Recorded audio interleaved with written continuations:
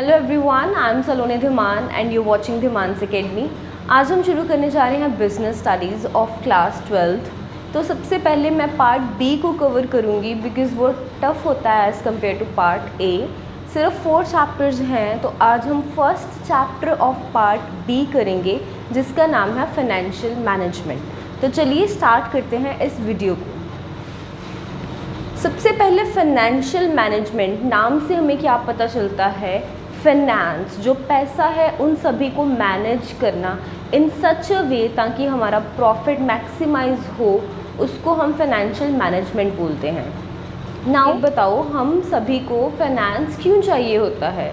Y we need finance in any business? तो first answer will be to start a business और to establish a business.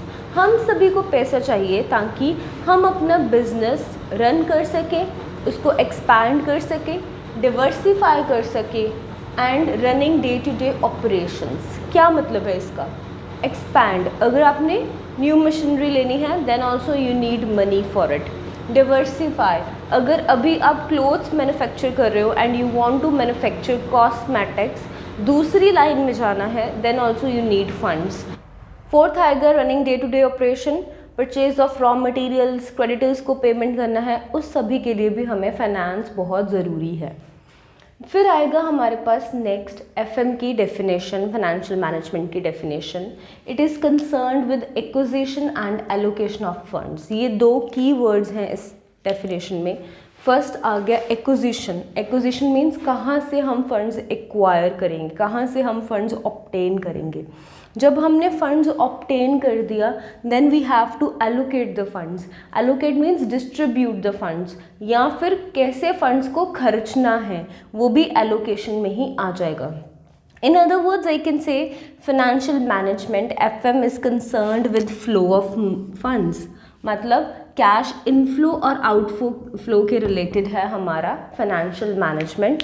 जो 3 main चीज़ें financial management में हमें पढ़नी है, that is procurement of fund, कहाँ से हमें फंड्स मिलेगा, फ्रॉम शॉर्ट टर्म लायबिलिटीज़ होनी चाहिए, लॉन्ग टर्म लायबिलिटीज़ होनी चाहिए, उससे होगा डेट का होगा यूज़, इक्विटी का यूज़ होगा, हम बाहर से पैसा लेंगे या अपना खुद का पैसा लगाएंगे।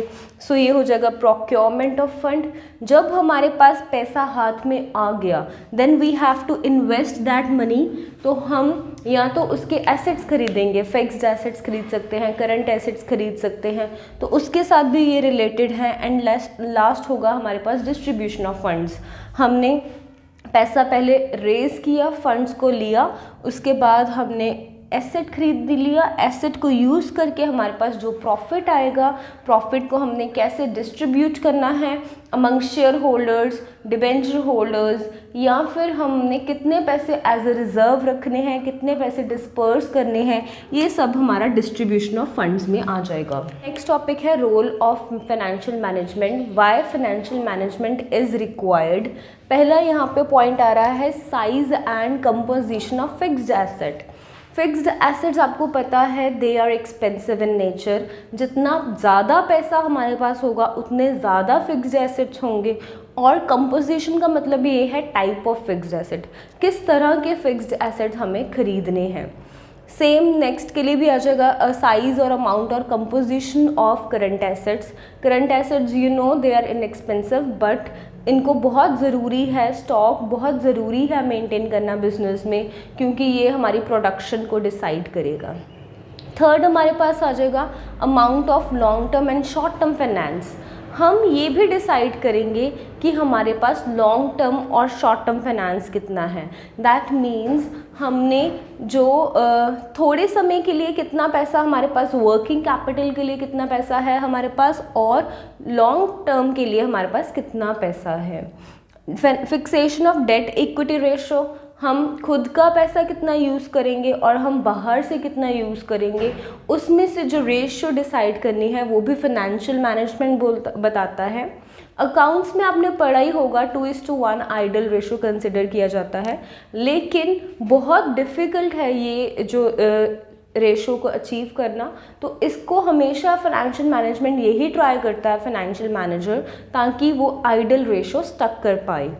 फिर लास्ट टाइम आ गया all items in profit and loss account. Profit and loss में बहुत सारी आइटम्स आती हैं, डेप्रिसिएशन आता है, सो उस चीज़ को भी फाइनेंशियल मैनेजमेंट देखता है कि कौन सी आइटम्स प्रॉफिट एंड लॉस में हमें शो करनी है। फिर आ गया हमारा very important objectives of financial management.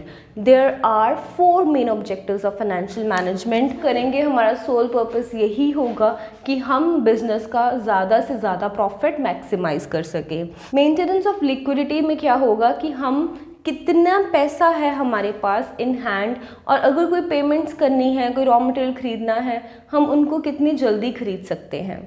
Third is meeting financial commitments with creditors. अब ऐसा तो बिल्कुल नहीं होगा कि हम सारी चीज़ें कैश में लेंगे, कुछ ऐसे स्टॉक होंगे हमारे जो हमने उधार पे लिए होंगे और हमें क्रेडिटर्स को मनी वापस भी करनी होगी। So third objective is related with meeting financial commitments with creditors. हम क्रेडिटर्स को अपने पैसे कितनी देर में देंगे और रेगुलरली उनको पैसे पे करूँ ताकि हमारे सप्लायर्स हमारे से मतलब कट ऑफ ना हो और हमें रेगुलरली गुड्स सप्लाई करते रहें। Last but not the least, proper utilization of funds. इतनी मेहनत से गुड्स एक्वायर कर रहे हैं, कहीं लोन ले रहे हैं या अपना पैसा लगा रहे हैं, so it is very important to utilize that funds in a proper way. अगर हम उन फंड्स को यूटिलाइज नहीं करेंगे, it will lead to wastage of funds and that is not at all required. So that was the introduction of chapter. I hope you are clear with the concept. Next video I am going to make on financial decisions. अगर आपको ये video अच्छी लगती है then please like this video and also subscribe my channel. Thank you for watching this video.